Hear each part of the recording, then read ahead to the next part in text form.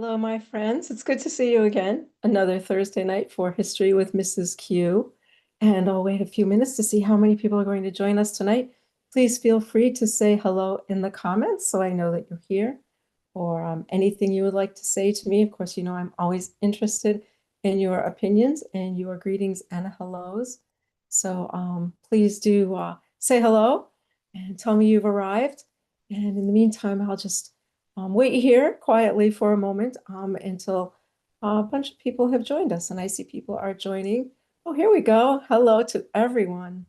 Let me put on my glasses so I can read and see who's here. Oh, Miss Kane is here. Mrs. Healy, it's so great to see you. Mr. Davis, Mr. Robbins. So a lot of my regular friends are here tonight, and we are going to be talking about Thomas Paine's pamphlet, Common Sense. Mr. Telek is here. Time for Mrs. Q. It is. Thank you. Oh, Miss Frederick is here, who I will be seeing on Sunday afternoon after quite a long time of not seeing you, Miss Frederick. I'm looking forward to it. So it's great to see everyone tonight, another Thursday night for History with Mrs. Q. So I have to admit to everyone tonight that I have been feeling quite a bit down lately, in the dumps about events, as you can imagine, it being the beginning of 1776 and things seeming to get worse every day, every week, and every month. Miss Silver is here. Hello.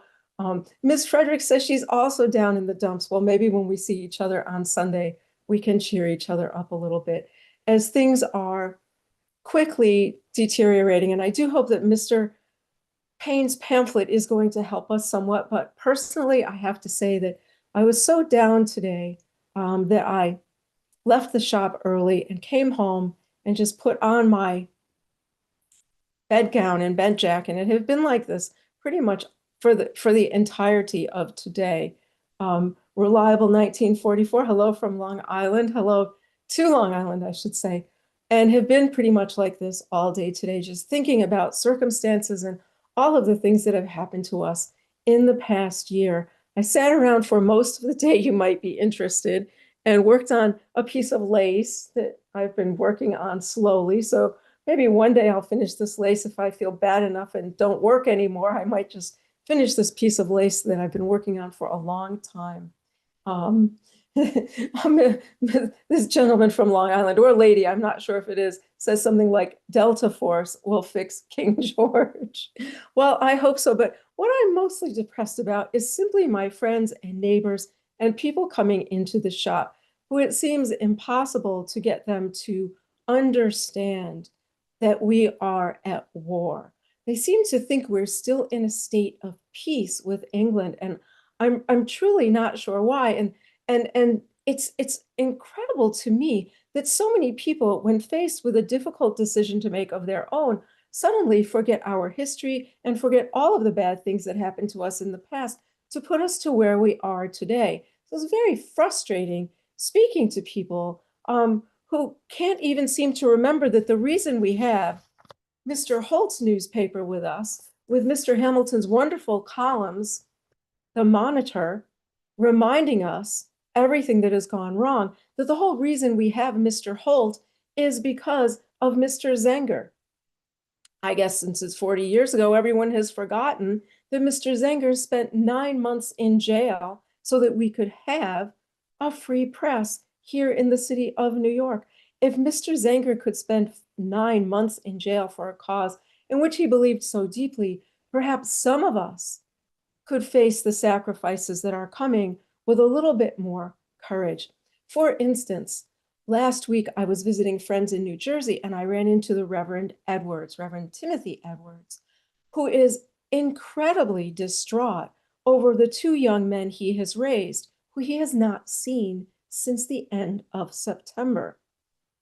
Mr. Edwards is raising his nephew, Mr. Aaron Burr, and his sister's son, Mr. Matthias Ogden, who both decided at the end of September to sign up with Colonel Arnold's expedition to Quebec, and we have heard nothing since they left.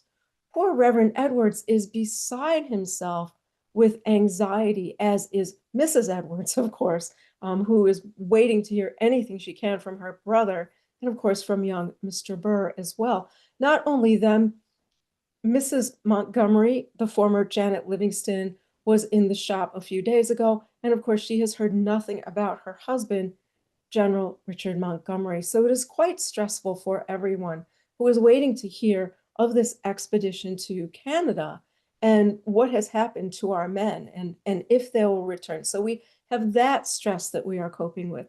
We have the additional stress, of course, of the non-importation, non-exportation agreement we have entered into against England, meaning we are short on many types of goods here that we normally bring in from England, that we have been prevented for years from manufacturing ourselves. So although we have stepped up the production of various types of goods, we are still short of many things. So there is that, of course, stress, and of course the economic stress from the non-importation, non-exportation agreement. So we have many people now under the stress who believe that we should have an accommodation with England. How can we have an accommodation with England? How do they not understand that our government is killing us and has been killing us for nearly a year since the events of Lexington and Concord this past April? How do people not understand that? Is very difficult for me to converse with such people and to bring them around to the understanding that there is no accommodation. It was nearly a year ago that Mr. Patrick Henry of Virginia warned us about the exchange of safety for liberty, and that would cause us to live in a state of chains and slavery to England. Only a year, not even a year, I think he said that last March, not even a year has passed since Mr. Henry's words reverberated throughout our colonies and gave everyone hope and promise and inspiration. And now everyone seems to have forgotten. The people would like to believe, Mr. Q and I were speaking about this today, and I said, Mr. Q, it's as if the enemy army has rolled a cannon up in front of our home, pointed it at our window, and all we're doing is closing the drapes in the hopes that we won't know it's there to kill us. That is what I'm experiencing from so many friends and neighbors, that they seem to have forgotten all of what happened before. What about the months that Captain McDougall spent in the jail, now only 5 years ago, for simply writing an article exposing corruption in our assembly? What about that? Did that mean nothing? What about, at the time McDougall was in jail, what about the massacre, the killing of innocent people on the Boston Commons by quartered British troops? What about that? It seems that in some people's minds, all of these things have disappeared, that they truly believe that if we approach England with remorse and, I don't know, some sort of love, that we can go back to the way it was before the tea was thrown in Boston Harbor. And I just don't think that's possible. I don't think that's possible. How do they forget these things? Now, I understand their fear. I understand the fear of change. I understand the fear of an idea of turning our backs on everything we have known. But I ask you, didn't our ancestors who came here turn their backs on everything? Didn't they leave their home countries and come here not knowing what they would find, building everything themselves? If they were homesteaders, building their own homes by hand, raising animals, planting crops, they did all of that. They left what they knew behind and came here to take the risk to build what we have here. And I do also understand that we are somewhat spoiled, and that except for the French Indian War, we have lived here in peace and safety as part of the British Empire. We have been born here, and we have lived with all of the privileges and the safety of having Britain as our home country. I understand the fear of leaving that behind. But can we continue with a government that abuses us simply because we have a sentimentality for that government? Because what we believe that government to be is based on a sentimental idea of what that government once was and not what it is today. I ask you, what government murders its own people, as we have seen in Massachusetts? Now, Mr. Hamilton, I mentioned, has been writing his column every week in the Monitor. We are up to number 11 this week, and he's tried to explain this to everyone, go through step by step history, experiences, and all of the truths of what have happened. Unfortunately for Mr. Hamilton, he is writing for an educated audience. And the educated audience tends to be somewhat small. So translating these complex ideas of what we consider to be natural rights, God-given rights, human rights, the role of government, the responsibility of government to the people, and the responsibility of government to the responsibility of the people to control the government are all, to our uneducated people, somewhat difficult to understand when they are simply afraid that they will lose everything that they have worked for, and that what they know is that they have known prosperity and they have known peace and tranquility and liberty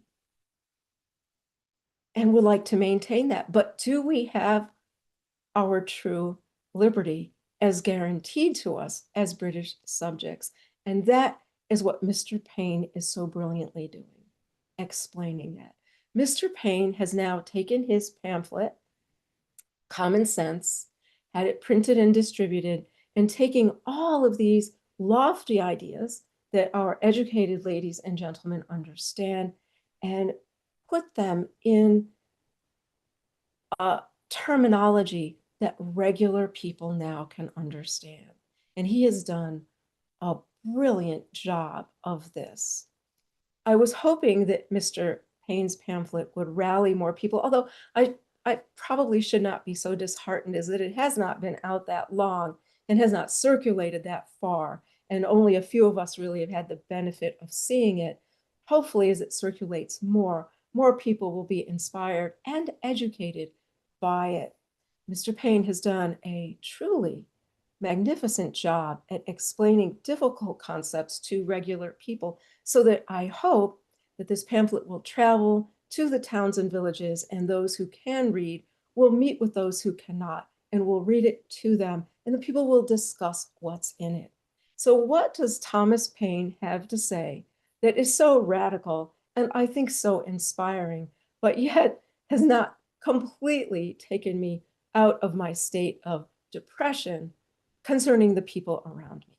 So Mr. Paine starts out simply by explaining what society is and what government is, because it seems that we're having a misunderstanding about the role of government. And as I said, I can understand this because we have been so safe here, so protected from the evils of the rest of the world, here sitting alone in North America, that we have almost become, we've also almost become spoiled by it, shall I say.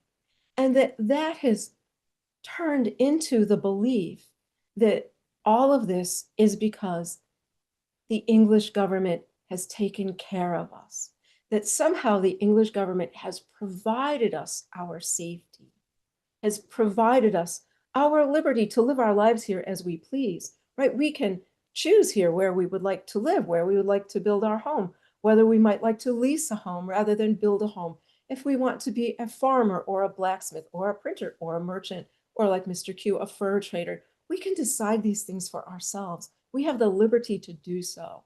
And many of us have come around to believe that that liberty is granted by the government, and so that we need the government in order to enjoy these things.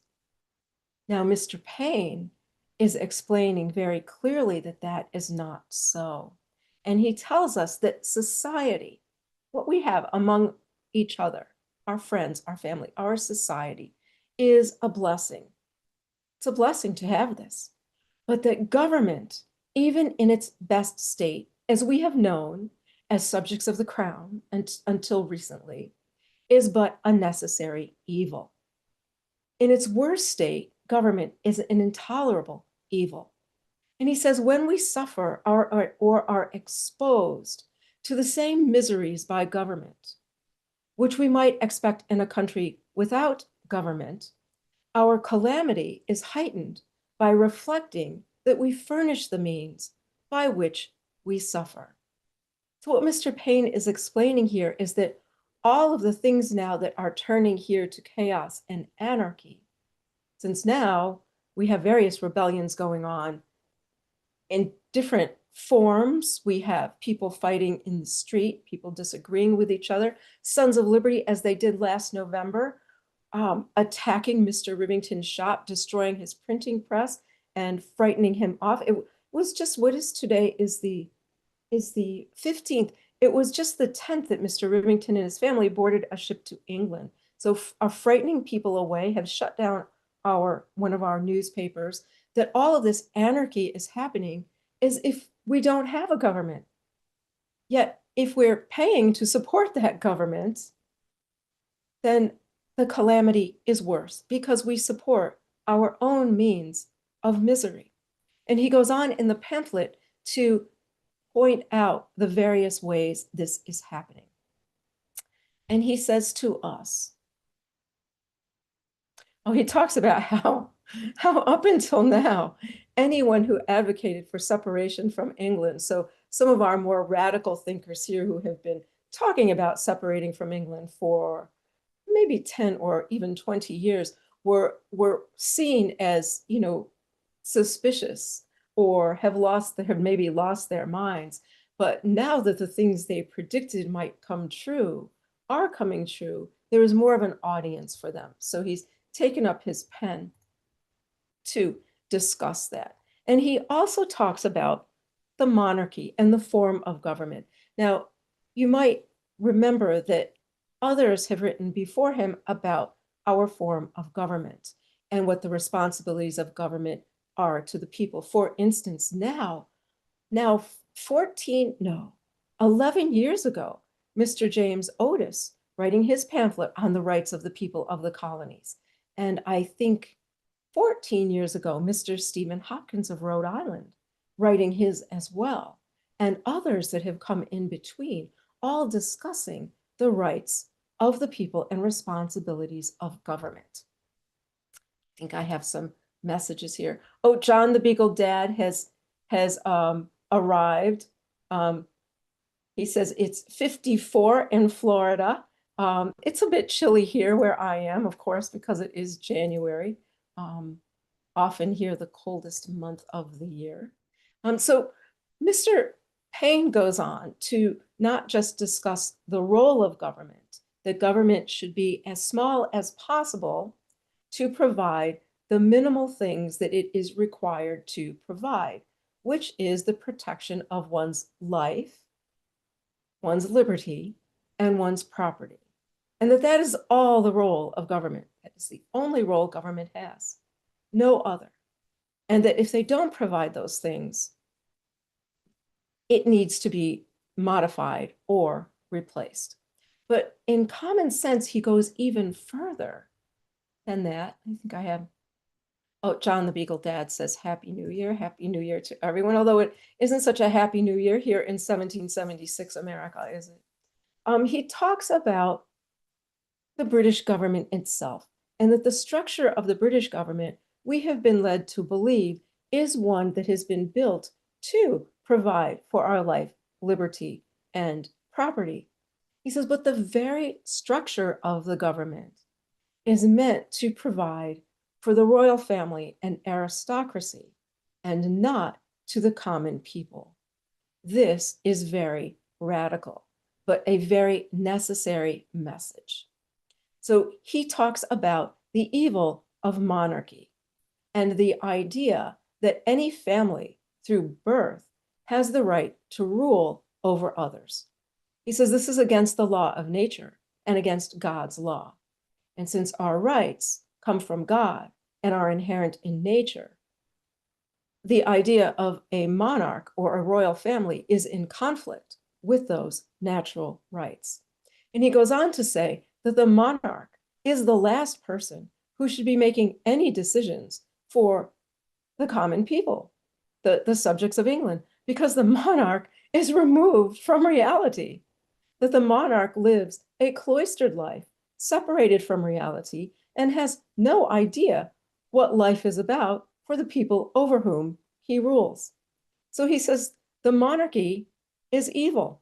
He says, and I'm not going to really go into this. He also talks about the evil of popery or Catholicism and the Pope being equally evil to the monarchy in England, and them really not being any different. But he says to the evil of monarchy, we've added hereditary succession. So he says now it becomes a matter of rights to govern over others.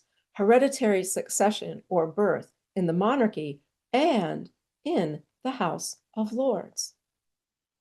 So he says, what kind of idea of a government who can provide for the rights of the people if they attain power through heredity and not the choice of the people, he asks. And then he goes on to say one of my favorite things in his pamphlet.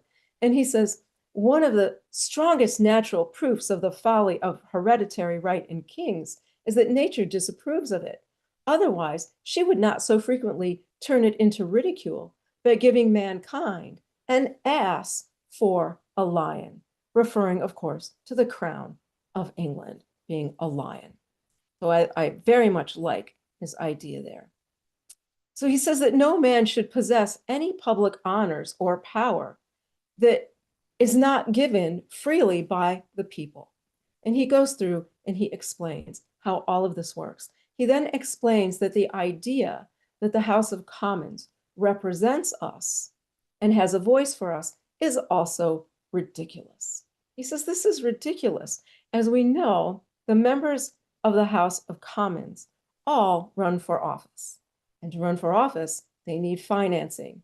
And they are financed by the very same companies and interests coming from the House of Lords and the peers and friends of the king, to whom they owe their election. So although they purport to believe in the common people, their being in office depends not on the common people, but on whoever finances their campaigns when they run for office. He also goes on to point out that many people do not have representation in the House of Commons, that there are boroughs without representation. And then there are boroughs that have no people, but a few cows and pigs that do have representation. And that the idea of the House of Commons representing us is just a farce and is ridiculous, and that we need to begin to understand this and to reject it. That the only government that can provide for your natural rights is one that is chosen by the people and held responsible by the people.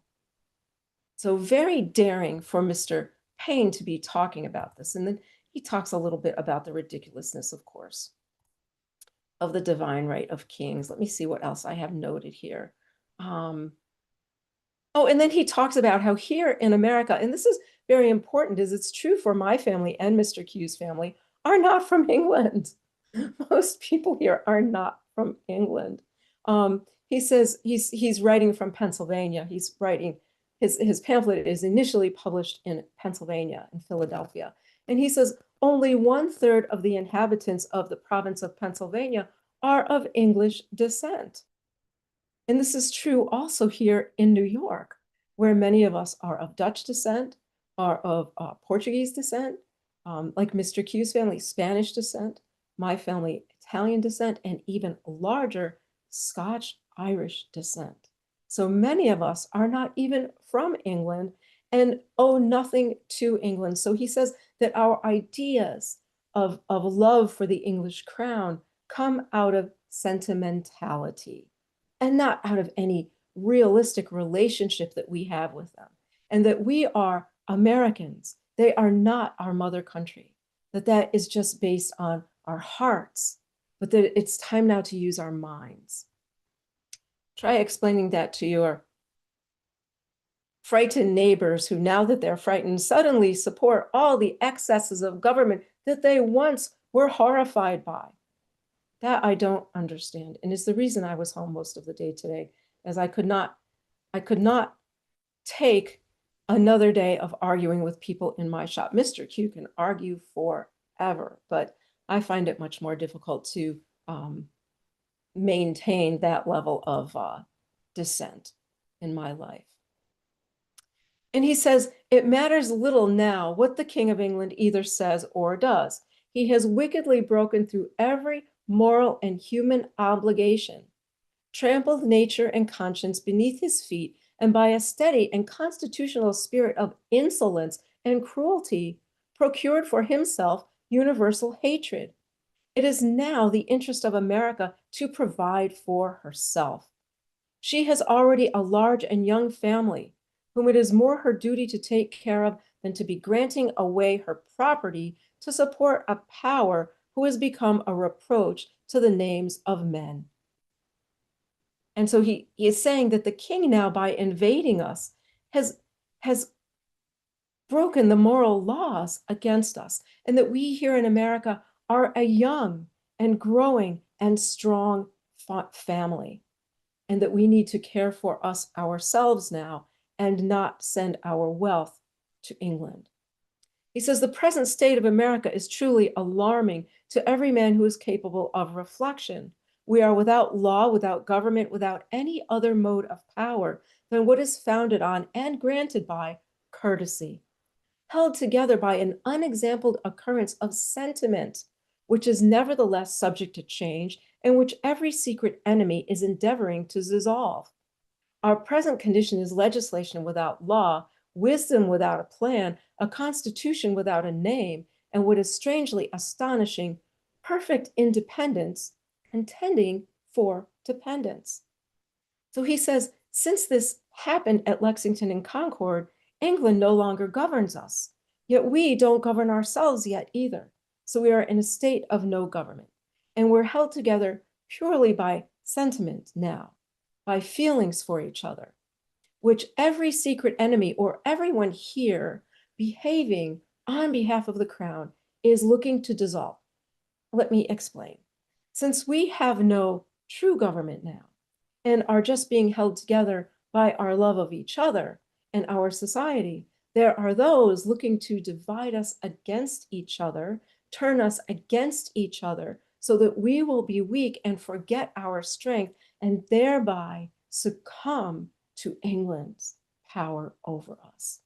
Let's see, I have a message here. Let me pause for a moment.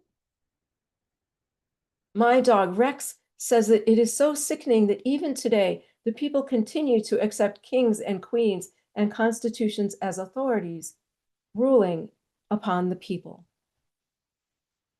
Well, this is very unfortunate that we know that our rights come from God and nature, and that no government rules over our rights or gives us our rights, but our government is meant to protect our rights, not give them or take them. And in the case of where we are now in 1776, in January, the beginning of a new year, the government has decided to take not only our rights, right, our right to not be taxed without representation, our rights not to be forced to support a monopoly in the East India Company, our rights to gather, as many of our colonial governors have now dissolved our assemblies. So we have no right even to meet ourselves and self-govern in our colonies. That many of these rights have been taken away, and indeed now our right to life has been taken away with what's happened at Lexington and Concord and what continues now in the siege of Boston. So the king now has trampled on all of those rights and taken our property, forcing us to give over our property to British troops. So life, liberty, and property all have been trampled upon by the government that my neighbors want us to believe in. They want us to believe that what is happening in Boston is due to the radicals in Boston only. And that once that is settled and that the crown has reestablished order in Boston, who believes the crown is only there to reestablish order in Boston? I am not sure. But that once order is reestablished in Boston, then we can all return to our prior happy state, having forgotten all of the other things that have been happening. It astounds me that when people are faced with difficulty and something frightening and scary, forget all of the wrongs that have been done to them or find justification for those wrongs. Let me look, I have another message. My dog Rex says, or the right to not be taxed at all. Well, my dog Rex, I'm not going to tell you how I know this, but I hear in the future that you allow the government to tax your income and you allow it to be taken from your pay before you receive it. I will just ask you, is this what our men at Lexington and Concord have died for? And what our men from New York and New England have gone to Canada with Montgomery and Arnold? Is that what they have gone for? Let's see, we have, oh, Mr. Linden is here. Hello, Mr. Linden. Mr. Linden says, I hear people saying the government should ban people from publishing misinformation. Have they forgotten that the king's representatives accuse Zenger of spreading misinformation? That is exactly true, Mr. Linden. And people in my time have forgotten that already. And we are only 40 years away from Mr. Zenger, as people are calling for censorship in our own papers and saying that if troubling things were not printed in our papers, then we would not have the rebellion and the problems that we have. I say that it is not what our rebel writers are writing in America that is causing the violence that we're seeing. It is the king's troops in America that is causing the violence that we're seeing. And we had people right here, my own neighbors in Hanover Square, who cheered when Mr. Rivington's types were carried off by those, I don't want to say it, shall I say it?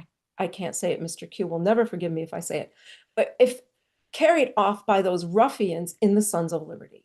My own neighbors cheered for the closing of Mr. Rivington's press. And did I agree with Mr. Rivington every day? No, I did not. But did I think he did not have the right to print what he believed was good and true? Of course I believed he had the right. So we still battle this here, even 40 years after Mr. Zenger did what he did for us. I'm not sure what this means. It might mean something to you, but it says Delta Force just shut down the Caribbean branch of the Bank of England.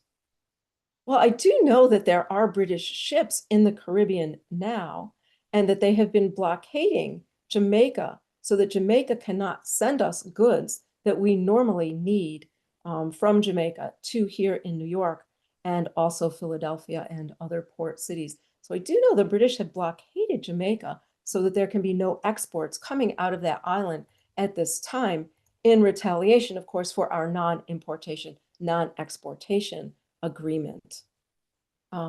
He says, the mind of the multitude is left at random, and seeing no fixed object before them, they pursue such as fancy or opinion presents. He says, since there's no leadership, people are convinced of whatever they want to be convinced of, and that we cannot let this stand. Let me see what else. I have my copy already marked for you. He says, should we neglect the present favorable and inviting period, and independence be hereafter affected by any other means, we must charge the consequences to ourselves. or to those rather whose narrow and prejudiced souls are habitually opposing the measure without either inquiring or reflecting. In other words, as Mr. Henry said a year ago, the war has begun. It is upon us, and we must fight. And he says, his famous line, if liberty means being enslaved to England for safety, I mean, if safety means being enslaved and chained to England, then give me liberty or give me death. And now we have here Mr. Paine saying, we must seek our independence now, because if we wait, it will be harder and the losses will be greater. He says, why are we listening to people who are habitually opposing the measure without either inquiring or reflecting on it, who are just reacting out of fear or worry or their own loyalty to the crown and what they receive in remuneration in return? I think Mr. Henry also spoke of this a year ago. He says, what are we waiting for? People say we're too weak. When will we be stronger? And Mr. Paine says the same thing here. When will we be stronger? There's no time better than now. He says we ought not now to be debating whether we shall be independent or not, but anxious to accomplish it on a firm, secure, and honorable basis, and uneasy rather than it is yet begun upon. Every day convinces us of its necessity. Even the Tories, if such beings yet remain so among us, should of all men be the most solicitous to promote it. For as the appointment of committees at first protected them from popular rage, so a wise and well-established form of government will be the only certain means of continuing it securely to them. Wherefore, if they have not virtue enough to be Whigs, they ought to have prudence enough to wish for independence. In other words, in a state of no government, the Tories are not safe. But if we create our own government, now they will be safe to be free in their dissenting opinions. He says that, in short, independence is the only bond that ties and keeps us together. We shall then see our object, and our ears will be legally shut against the schemes of an intriguing as well as cruel enemy. In other words, we must not listen to an intriguing, cruel enemy, which is Britain and their agents here. We shall then too be on a proper footing to treat with Britain, for there is a reason to conclude that the pride of that court will be less hurt by treating with the American states for terms of peace than with those whom she denominates rebellious subjects for terms of accommodation. In other words, we will get better treatment from England, separate from them, because we have so much that they need and depend on. And we will get better treatment as a nation of equal standing than we will ever receive as subjects and as colonies. And we must take advantage of that. And in the end, he ends beautifully. He says, on these grounds, I rest the matter, and as no offer has yet been made to refute the doctrine contained in the former editions of this pamphlet, it is a negative proof that either the doctrine cannot be refuted or that the party in favor of it are too numerous to be opposed. Wherefore, instead of gazing at each other with suspicious or doubtful curiosity, let each of us hold out to his neighbor the hearty hand of friendship and unite in drawing a line which, like an act of oblivion, shall bury in forgetfulness every former dissension. Let the names of Whig and Tory be extinct, and let none other be heard among us than those of a good citizen, an open and resolute friend, and a virtuous supporter of the rights of mankind and the free and independent states of America. Is that not inspiring? And should we not do that? Should we not forget our differences and understand that it is England that is our enemy, not our neighbors? Oh, I have a message from Mrs. Healy.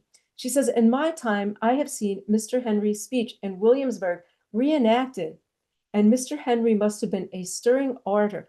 Mrs. Healy, it is said that Mr. Henry is one of the greatest orators of our time, that he has no equal in his speaking ability. I regret that I have not been able to hear him.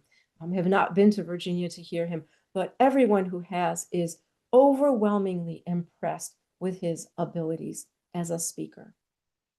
So I ask all of you, shouldn't we stop arguing among ourselves over whether we should stay with a government who abuses us because we are afraid to take a step and we are afraid to correct that government, to alter it, to change it in our own interests? Should we not argue so much with each other, but should we not start talking about what we can achieve together in altering that government? Should we not do that and seriously consider that what we have here can make us so great if we are unburdened by British rule? So thank you all for joining me tonight. You've all cheered me up, having some companionship. It's made me feel a little bit better about things. I'm hoping that we will hear something from the expeditions to Canada soon, as it is mid-January. And as the time goes on, I fear the news is going to be bad coming from Canada. But hopefully Mr. Burr and Mr. Ogden and General Montgomery and Colonel Arnold and all of their men will return safely with good news for us. And also, we have not also had an update on